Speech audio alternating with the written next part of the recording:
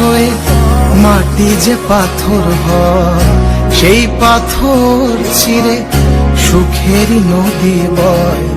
কত ঝড় শোয়ে মাটি যে পাথর হয়, সেই পাথর চিরে সুখেরই নদী বয়।